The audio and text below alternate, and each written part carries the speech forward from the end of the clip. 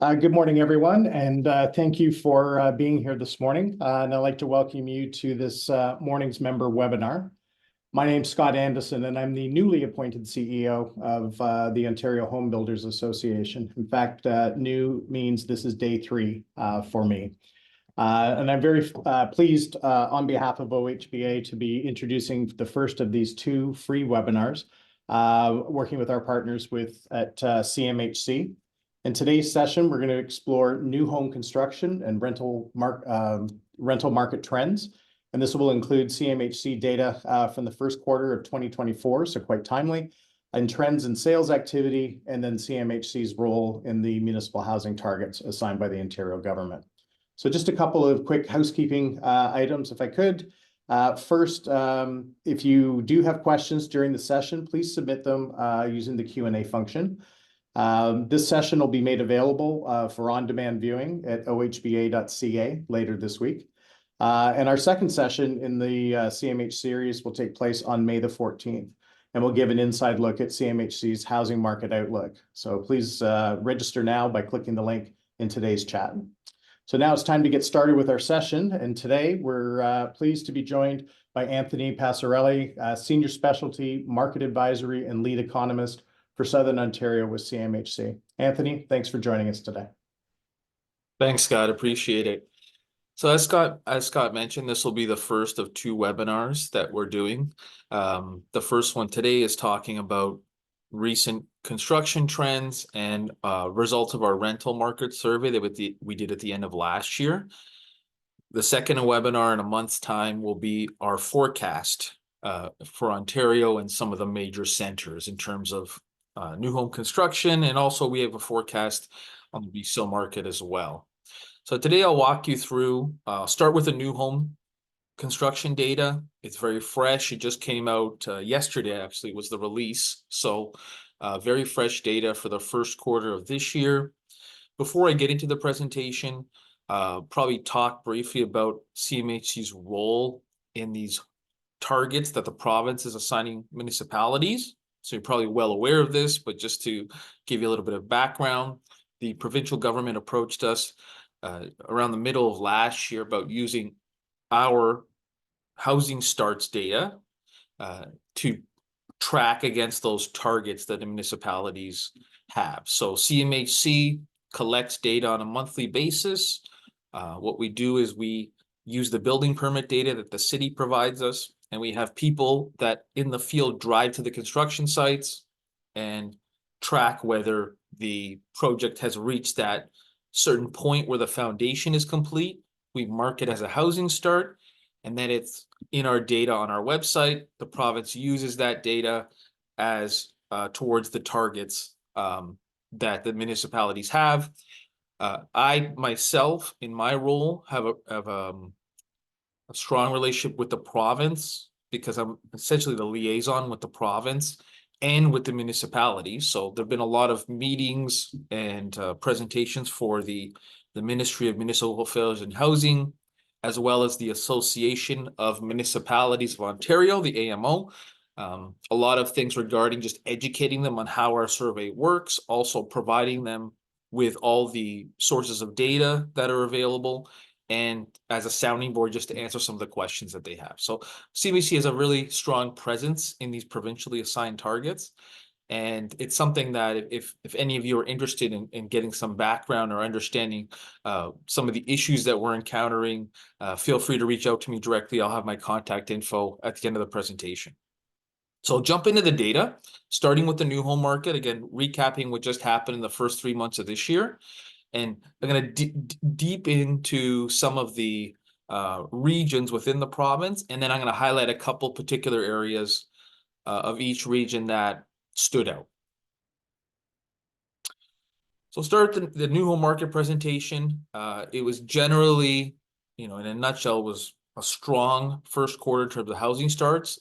A little misleading when you look at things regionally because Toronto really stood out compared to other areas, and I'll get into more detail on that in a second.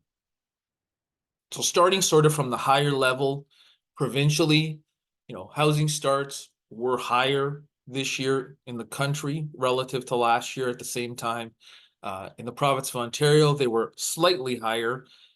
However, keep in mind that last year, Ontario's housing starts were very high. So you're remaining at a high level of construction in the province. And that was also the case in BC, where they were high last year and have kept that high pace in the first 3 months of this year, right? Alberta stood out as having much higher housing starts. You know, the market's really picking up there. Again, that's a little bit different dynamics there than here in terms of affordability, and also, you know, coming out of lows of the weak oil economy into a strong oil economy in the last couple of years translates into that big jump in construction. So go into more of within Ontario now, and I'll spend the rest of the time on that, and then highlight some of the storylines. So this is a map, and I'm sort of breaking up into sections. I would call this sort of southwestern Ontario. And if this is our housing starts, so those are those foundations that we track and the number of units attached to them. And this is the first 3 months of this year. CMHC tracks data monthly and quarterly in some smaller pockets. These are most of the regions that we cover. I covered or showed you on the map most of the territories. There might be a few smaller ones in there, but these are the main ones to be interested in. So southwestern Ontario, generally, there's a lot of red arrows there. You could see that the housing starts activity has slowed down a bit in a lot of territories. One of the big standouts was London. So London, the number of housing starts in the first quarter of this year were a lot higher than last year. It was a pretty strong rebound from weaker levels last year. It was one of the few regions in the area that had higher housing starts. Hamilton was another. Hamilton's a little bit of a different story in terms of still those condo apartment starts are occurring that happened before the rate hikes. So there's still some remnants of that, but that's likely to slow down. But generally, a lot of these territories are more known for the low-rise housing starts, and those ones have still yet to really recover that much, which is why the housing starts are down there. So I'm going to get into a little bit more detail about London. So for London, one thing that I broke down their housing starts between, on the left, the single detached semi and row, sort of the low-rise product, and then the apartment starts, which is the high-rise product. And if you look at sort of a high-low scenario of the last few years in the first quarter, the low-rise product was the lowest it's been. So in the last 5 years, this first quarter was the lowest quarter for that low-rise product. The high-rise product was the opposite. It was the strongest first quarter for that. So really that apartment market is driving that high activity in London. Some of it was condo, some of it was rental. There continues to be a healthy amount of rental construction in London in response to, you know, there are very low vacancy rates, and I'll get into that later when we talk about the rental market. And London generally does have some very well-established rental developers that are able to manage also the sort of economics of the rental market right now. Because in some areas, you know, we've heard from developers that's quite difficult to make projects viable. But there are some well-established builders in London that are able to make things work, and they continue to build there. On the low-rise side in London, as I said, it was the weakest first quarter they've had in this 5-year span. What we've heard generally is, again, that high mortgage rate environment that we're in has stifled the sales activity for these types of homes. Usually when you look at the low-rise product, you're looking at the sales activity like 6 to 12 months prior, and that was very low in London. Also, builders are a little more hesitant to get ahead of the market and build on spec without the buyer because of the current status of demand still being a bit uncertain. Although we are starting to hear some rumblings in certain areas that things are starting to pick up a bit. I'll move on to the central Ontario territory. Again, this is the next phase of the map that I'm showing you here. There's a little bit of overlap, but basically, again, similar story. Most of these areas are down compared to last year. Now, some of them last year were very strong years, some were weaker, but essentially the story was most of them are down. Main exceptions are Oshawa, which had a very slow last year, picked up this year, and it was an apartment story. And obviously Toronto is the big story nationally in the first quarter. So multi-decade high for housing starts in terms of first quarter in Toronto. When we talk about these territories, I should also mention that we look at things at first. We can go within the region, but Toronto CMA, so census metropolitan areas, are the city of Toronto plus those suburban areas around it. That's sort of the Stats Canada geography that we use. So Toronto, you saw 12,000 plus housing starts, which is that multi-decade high. I'm going to get a little deeper into what happened in Toronto, some interesting storylines. But the Ontario picture as a whole, like I said earlier, a little bit misleading in the sense of Toronto's housing starts were up in the neighborhood of 2,000 units. The whole province's housing starts were up less than that, which means that Toronto's starts were up and the rest of the province generally was down overall. So things are happening differently in Toronto than in other areas, and a lot of that has to do with the construction timelines that are involved in Toronto, which I'm going to get into in a second.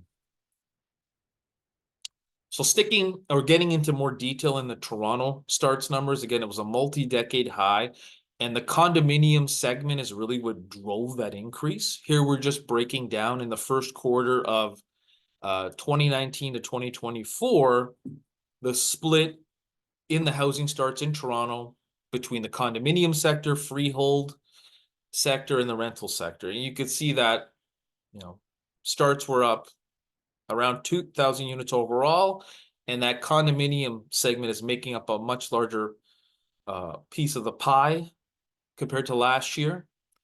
We continue to see in Toronto the construction of projects that were like, there's still projects out there that had sold out prior to interest rate hikes that just started, which might be hard to believe if you don't operate in this territory, because the rest of the province generally is on a whole different timeline than Toronto, which is why the starts activity was up there and down in many other regions. So because of the slow approval process and the capacity issues in terms of building, all these factors, the starts activity is still strong, but it's a lot more reflected into what happened before interest rate hikes than after. We do expect that to change shortly because there aren't as many of these condo projects that are still remaining from that 2021, 2020 type of those years in terms of sales. Another interesting storyline in Toronto was when you break down the housing starts in the GTA, I should say, by their census divisions, right? Peel, Halton, York, Durham, City of Toronto. The suburban regions are where the increased activity actually happened. The City of Toronto starts was down. Now, again, down from high levels, but still down. So the suburban markets is where you see the strength in the condominium sector. So the condominium apartment starts in these suburban parts of Toronto really become a really popular product. And it also speaks to, again, that timeline issue. It's not just in the city of Toronto. In these other regions, there's a lot of projects that have started in the beginning of this year and end of last year that, again, were still like pre-interest rate hike type projects in the condominium sector. So there's still that remnants of that period happening in the construction side. We do expect that to change those shortly. Something we'll get into more when we talk about the forecast in the session next month.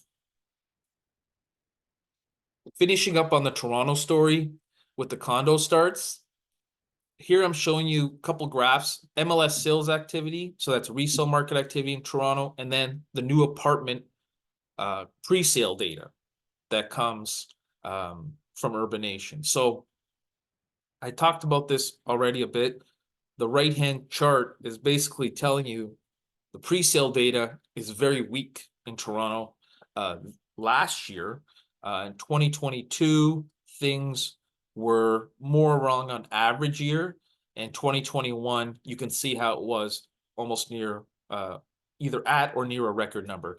So when I talk about that 2021 year, it's important because, again, some of those projects are still just starting now. 2022 as well. The 2023 weakness in pre-construction sales has yet to really be reflected in the starts activity because, again, a lot of those projects haven't sold or broken ground yet. So that should come shortly. The left-hand chart with the MLS sales is just, again, a reflection of current demand, which, again, you have to look at things a few years out when you talk about the apartment sales or apartment construction, because the current demand lags a lot. So that really weak demand that exists in the resale market would reflect more in the low-rise product, right? We saw the low-rise product dip significantly 2022, 2023, because it responds really quickly to demand because the sales translate into starts really fast, right? Usually it's like a 6 to 12 month period, whereas with the apartment side, it takes a lot longer and it has yet to show up in the data, which is why Toronto's sort of a standout market. Move on to Eastern Ontario. So again, these are the markets that we generally cover on a monthly or quarterly basis in Eastern Ontario. Again, a lot of downward arrows. Ottawa is the big market in this territory. And in Ottawa, you had very high levels of construction in 2020, 2021, and 2022. Especially the construction activity has really dipped, particularly in the first quarter of this year in Ottawa. And I'll get into some more details as to why. When you look in Ottawa's construction data and you look at the breakdown similar to Toronto, where you looked at the condominium, freehold, and rental, you can clearly see by the 2024 numbers, that's the first 3 months of this year, the condominium segment has barely had any apartment starts. That was really a big chunk of the starts in the last 5 years or so. And you've seen that really drop off a lot. The rental side, if you looked at that gray colored area, has continued to do pretty well in Ottawa. So there is strong rental demand, again, tied to low vacancy rates, tied to some of these favorable some of the lending conditions that are in place, like through CMHC, and the some of the policy changes that have happened to help sort of like keep the rental construction level. In Ottawa, you've seen that happen, but really the condominium segment has suffered a lot in Ottawa in terms of construction in the first quarter, and that's what's really what brought those starts back to more 2019 levels. So in Ottawa, the condo market had been pretty robust for the last 4 or 5 years, and things are starting to cool off there. Again, different timeline than in Toronto, where the condo starts are near record highs, because again, in Toronto, you're building still these projects from 3-4 years ago. Quickly look at Northern Ontario. There isn't a lot of story here because in the first 3 months of the year, generally, there isn't a lot of construction. Weather impacts this area obviously a lot more. So Thunder Bay had a stronger first quarter. Again, 32 starts. It was an apartment start. But again, this area generally doesn't have a lot of activity in the first 3 months of the year because of the weather. But Thunder Bay did stand out in terms of having a good first 3 months compared to the last few decades. I'll get into the rental market situation now. So CMHC at the end of every year collects rental market data from property managers throughout the country. And what we do is we reach out to them and they provide us with their vacancy rates, their rents, their turnover rates, those are the main statistics that we look at. And then there's other ones as well. The data we have is published all on our website, which I'll get into at the end of the presentation. I'm going to touch on the national provincial story, get into some of the larger markets that we cover. We do cover the same territories that are in the, like I showed you on those maps with the housing starts. I'll keep things a little bit more higher level with the rental market data, but know that if you are in one of these communities, the data does exist on CMHC's website, and I'll talk about that at the end. So here, provincially and nationally, we're looking at vacancy rate. So again, that's the percentage of units that are vacant at the time of the survey. Again, it was at the end of last year. Also showing you the average rent for a 2-bedroom apartment in these provinces. And in brackets is the growth year over year. So long story short, in Canada, it was pretty easy to do the report this year. Low vacancy rates across the board, strong rent growth. That was pretty much the story in all the provinces. This is not usually the case. Usually there are some pockets, particularly in like Eastern Canada, where you might not see that kind of rent growth. In a market like Ontario, 8.1% rent growth on average is strong, but it has been happening at similar levels for a number of years now. So in Ontario, the story was continued low vacancies, strong rent growth, a lot of rental demand, supply trying to keep up, but not really putting any downward pressure on rents at all. And that was the story in Ontario. And I'll get into some of the other markets within Ontario in a second. One key statistic that we've come out with that has become really popular with people that use the data a lot. So that would be, municipalities, property managers tend to use our data a lot, and developers as well that are interested in, looking at what kind of rents could potentially be achieved in the market on a new project. So what we did at CMHC is we have an average rent number, which I showed you on the last slide. That encompasses all of the units in those markets. And we all know that in many provinces, there are rent controls.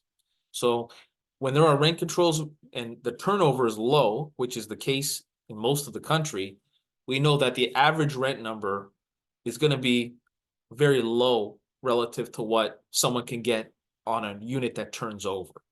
So the average rent number is low because many of the units do not turn over every year and they have a rent control on them. So what we did at CMHC is we broke out the data and said, what is a turnover unit rent for versus a non-turnover unit? And that turnover unit rent is more of an indication of what someone can get for the rental unit today if they were to put it on the market. So we've broken it down here and we showed a few of the larger centers across the country. In Ontario, particularly in the GTA and in the surrounding areas like Hamilton and Kitchener and London, very huge discrepancy between what you can get as a turnover rent versus a non-turnover rent. Speaks to the amount of units that do not turn over, how long they've been rent controlled. So that gap has become really wide between, again, the non-turnover rents and the turnover rents. Again, this is something that has become a big issue, and it's something we talk about a lot at CMHC because of the implications for development. If you're starting a building and you're going to start leasing it up, and the vast majority of those units are not going to be turning over, the rent that you get on those ones that turn over becomes so paramount that you're really going to increase it to a very high level to make up for all the rent controlled units. Some of the factors that really played into the very strong rental demand, which caused low vacancies, strong rent growth. First thing we look at always is the international migration. First, talk about immigration, showing you the 5 sort of largest centers in Ontario in terms of immigration. And I'm showing you on the left there sort of like a 3-year period of immigration for those centers. And on the right, the percentage of the Canadian immigration that goes into those 5 territories. So you can see that clearly Toronto gets upwards over 300,000 immigrants in that 3-year period. These were all record numbers for these territories. And what happened is generally, especially in these areas, but in other areas as well, that high level of immigration really led to a spike in rental demand, because when you look at the census data, generally, you find that about 2 out of every 3 newer immigrants rent when they first move to the country, and about 1/3 buy. Some people might find that a bit surprising, but it's definitely something that has been consistent in the census that, when you first move to Canada, you generally rent in the first few years. And when I'm looking at the last couple of years of immigration, there's been so much more of it than usual that really has caused a spike in the rental demand. International students, this was probably the biggest story when it comes to affecting rental demand last year. The data from Immigration, Refugee, and Citizenship Canada, that's a mouthful, comes from, is for the province as a whole. So they don't publish data within the province, unfortunately, but we do supplement this by reaching out to property managers in these communities and asking sort of qualitative type of questions. So last year was a record year for international students in the province. Highlighted that there with the blue bar. Showing you that red bar because that was that temporary blip where the number dropped because of those travel restrictions that year due to the pandemic. Things quickly rebounded, making up for that low year. And we've seen a surge in the international students in the province, which is one of the reasons why we saw that cap get put in place on international students over the next 2 years.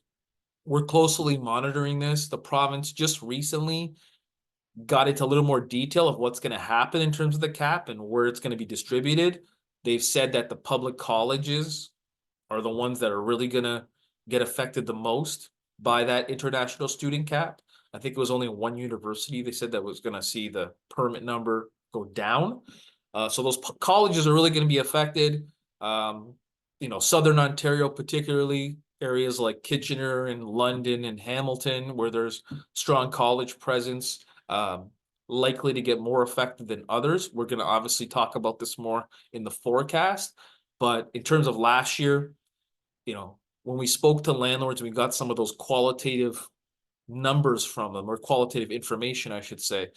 They all uniformly said that the international student numbers in their communities were back up or above those pre-COVID levels. And more importantly, more and more of them were competing in the rental market with everyone else. They weren't going into student housing, and fewer of them were even available to go into like secondary housing, like basement apartments, things like that. More of them were going into like rental apartment buildings. So there's caused a lot of issues with competing for rent with the local citizens there as well, and that really helped drive rents up. Third thing we would look at, so we talked about the immigration being really high in the last few years, the international student numbers being high, and home ownership affordability is a huge story when it comes to rental demand, because if renters at the higher end are having problems getting into home ownership because they can't afford it, or they choose not to get into home ownership because of the market conditions, they stay in rental longer, and that really helps to keep the vacancies low and the rents growing very strongly. Here I'm just showing you a scenario that I've created where in these major markets in Ontario, the benchmark condominium apartment, this is a resale number. So this is sort of a barometer for entry-level housing in these areas. If a buyer was to be able to put 20% down and use the 5-year fixed rate at the end of last year, what could they afford to move into these entry-level homes in the condo sector? I'm showing you scenarios for 50,000, 75,000, 100,000 income. And what clearly is shown here is that generally in most markets, even a renter in the $75,000 income range is not able to really afford to get even into entry-level housing. And that's if they have a significant or, fairly decent down payment. So what that says is many renters just stayed where they were. They didn't move into home ownership. In a lot of the markets, you were needing at least, in the $80,000 to $100,000 income to consider moving into home ownership. And in a lot of these markets, that makes up about 1 out of every 5 to 6 renters. So not many renters could afford to even consider getting into home ownership. So they stayed where they were, and that drove up rents. Turnover rates is something we closely monitor as well. So what I'm showing you here is the data for, again, these 5 larger markets in Ontario and a high-low of their turnover rates over this 2018 to 2023 stretch. And generally what we found was turnover rates were their lowest or near their lowest in all these areas last year. So turnover has generally been trending down, and it's low in all these areas. And I talked about some of those implications when we talk about the turnover rent versus the non-turnover rent. So turnover being low is a function of the fact that if someone's going to move into a new unit, they know they're going to get charged so much more rent that they're going to not move. They're going to stay where they are. And that also helps to deter potentially development, because the new product, they know, even though it doesn't have the necessarily some of the rent controls involved, they have the ability to, someone's going to stay in that unit for a number of years. There's going to be low turnover, and that is a bit of an issue that we hear from developers in terms of promoting the new product. So the low turnover is something that is quite important, and it's become a big topic in Ontario, particularly because, like we said, that rent gap between units that go back on the market and the ones that stay with the same tenant is so huge. Getting into a couple of the storylines within these markets, we track in our rental market survey the purpose-built rental market and the condominium rental market. We sort of divide them out. So the purpose-built rental market in a nutshell is when a rental building is owned and operated by a single entity, right? So in the condominium market, the units are individually owned. Some of them are rented, some of them are owned. The purpose-built market is when, a property manager or the developer owns and operates the entire building. All the units are rented out. The condominium market in Toronto is a hot topic. It has been obviously for a number of years. We saw a lot of new supply get completed last year in the condominium space. And despite all that, we still saw a lot of them rented, and still the vacancy rate remaining extremely low. As you can see there, the vacancy rate in the condo space was a little bit lower than in the purpose-built rental apartment space. And that's despite a significant jump in the supply. So, renters continue to gravitate to this product, the newer product, even though it's quite a bit more expensive, affordability is an issue. You continue to see renters going to that product despite all the new supply. And this is just a little bit more detail on the GTA story. So in Toronto, what we track is not only the rents and the vacancy rates in the condominium rental space, it's also what percentage of all the condos are rented out. So this is what this stat is showing. You've seen sort of a steady rise in the last few years in the percentage of condos that are rented out. More and more of these investors are the ones purchasing the condo units. That's playing into it. Another thing I would say is, even within the investment space, because of the weaker conditions, if you were to think about selling in the last year or two, it was not a good time to sell. So more of them are holding the unit, and potentially the ones that may have thought about selling are holding and renting. And that's why you see a larger percentage of these units turning into rental, which, given the lack of supply, it isn't a bad thing necessarily. The product is expensive, but there are people that are moving into them. So there are customers out there that are able to afford to rent these units. But again, the investors seem to be, even the ones that may have maybe thought about selling on completion, they're holding and renting. We'll see what happens with this in the next couple of years.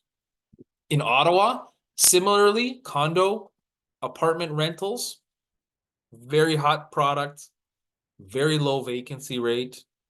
A lot of condo construction, as I mentioned, the last few years. It seems to have slowed down recently, based on, again, higher rates, which have translated into those lower starts in Ottawa, because again, they're not as behind in terms of construction as Toronto.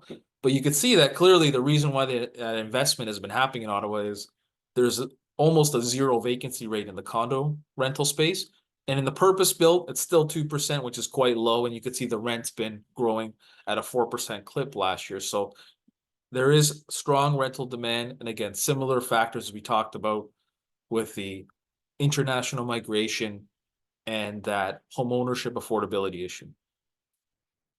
Last market that I'll highlight is Hamilton. So in Hamilton, one thing I wanted to highlight is it had one of the strongest rent growth numbers in the province last year. So in Hamilton, it's more, there is condominium rental out there. We do track it. It's a smaller space than in areas like, or percentage of this rental space than in Ottawa and Toronto. But in the purpose-built side, 2% vacancy rate, again, very low, 13% rent growth, which I highlighted there, one of the strongest in the province, very strong competition, particularly in the lower segments of the market. One thing I wanted to highlight again, that turnover rate number, this red number here for two-bedroom rent number for Hamilton is for all the units. But if I was to show you the two-bedroom unit for the two-bedroom rent for the turnover units, excuse me, you could see that it's about $400 more. So again, that huge gap exists in a market like Hamilton, where the units that get back on the market rent for, on average in the two-bedroom space, $400 more than the ones that had the same tenant as the year before. Really strong contributor to this overall rent growth in 13% range. So that's it for the rental market update. Just going to draw your attention to the report that we put out on our website. This presentation deck, I should have mentioned earlier, is going to get sent out to you. I'm going to set a PDF copy and it'll get distributed to the OHBA so they can have it at their disposal. There's a link to the rental market report on this slide, so it'll take you straight to the report if you wanted to see some of the more analysis we have, because again, I touched on some of the markets, but not all of them. Also, I need to plug our portal. This is the part of our website where we have the new home construction and rental market data that I showed you here. It's very popular amongst users like developers, municipalities. One feature I should definitely point out is that I wasn't able to show in the presentation because it would be a little difficult, is in larger markets, like I just showed you, Hamilton and Toronto, etc., you can really drill down on the construction data and the rental data at the neighborhood and census tract level. So you can see that map in the picture there. You can find data for small pockets within those areas if you use this portal tool, which is a very popular tool when you really want to hone down on specific information in a neighborhood or a certain region. This is something that the municipalities are paying very close attention to now when it comes to the housing starts data. Every month they're going in and checking these numbers as it goes into that housing target number that they're being judged against. So that's it for the presentation. I have my contact info here. Again, you're going to get the set of the slides, so you can reach out to me if you have any questions about this. I should also mention that I do presentations as well for the local associations. Like I've done ones for London and Hamilton, for example, to name a few. So there are opportunities if you want to dig a little deeper into your area to do some presentations in certain markets that we cover more intensely. So you can reach out to me about that as well. So that's it for me. I think we have some time for questions if there are any from the group. I was hoping to hear some of your comments. Wonderful. Thank you so much, Anthony. That was great. So if there are any questions from the group today, if you can input them into the Q&A function or the chat feature, if that is easier for you, we'll be happy to take them now. While we're waiting for some questions to come in, Anthony, maybe you could give us a bit of a overview of our next session happening in mid-May on your Outlook report. That's great. It's good to plug that again. The housing market outlook. So we're releasing our forecast. It's for Ontario, and then there's areas like Toronto, Ottawa, Hamilton, Kitchener, London, Windsor, St. Catharines, Niagara that we forecast housing starts. We forecast the average MLS price, sales, the rental market vacancy rate. So I'm going to be presenting our forecast for the next 2 years in those markets in the webinar in May. So I hope you can attend that. It'll be an interesting session. We'll get into some more, it's obviously a more forward-looking type of presentation, and we'll get into more detail into some of those markets, which are the factors sort of driving the forecast that we're providing.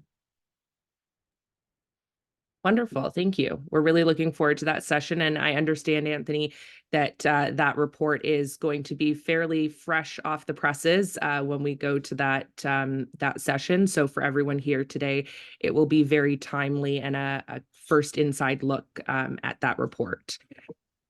So a couple of a question that has come in is, do you track the starts that don't start, as in condos that may have a foundation built, but then the builder has to terminate the project?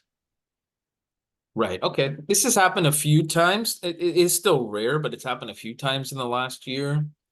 Think of an example in Waterloo and I think Toronto.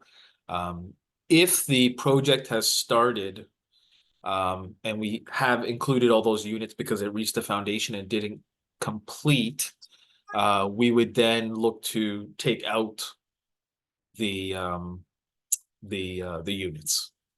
It is a very rare scenario still, I would say. It has happened a couple times, but that's what would happen. Great. And another question here, are there Hmm. any direct or meaningful impacts from interest rates and home ownership rates on rental market that you have looked at? Rents. Well, like interest rates are what's really driving the demand for home ownership and rental, because they're correlated, obviously. With home ownership demand is low, rental demand is high. Also, the impact of the interest rates on the ability of developers to actually secure financing and build and things like that, particularly on the rental side, because on the condo and home ownership side, it's a lot of it's driven by the sales activity of the buyers, right? So there's a lot of analysis that we do of that. The forecast is heavily really dependent on the scenario we have for the mortgage rates going forward. So I think I'll touch more on that in the session next month. But that is obviously something we look at closely. In this presentation, I sort of talked about, I'll maybe go back to the slide here if I can, the home ownership inability of renters to get out of rental and buy in some of these markets. So if you had a certain level of income, could you get into that entry-level condo apartment? And this chart shows essentially that it's extremely difficult unless you have almost a six-figure income, which not many renters have. Wonderful. I'll just give everyone one more minute if there's any other questions. And as Anthony mentioned, our next webinar will be taking place on May 14th, and that is for the market outlook. If you go into the chat, there is a link there for you to register for that webinar, noting that your registration for today does not include registration for that next webinar. They are two separate registrations, so you would need to register there as well. Okay, I think that covers all of our questions that have come in. Thank you so much, Anthony, for this session. That was a great presentation and lots of really relevant and informative data. I highly encourage everyone to check out the OHBA website later this week. We will post not only this recording, but as well as Anthony mentioned, we will have a copy of the slides available for your use. We encourage you to sign up for the webinar taking place in May. And as always, if you have questions regarding housing starts or any of the work at CMHC, I know Anthony is always a great resource there. So I encourage you to stay engaged with them. So with that, Anthony, thank you so much for today's session, and we look forward to seeing you in May. Absolutely look forward to it. Thank you, everyone. Thanks.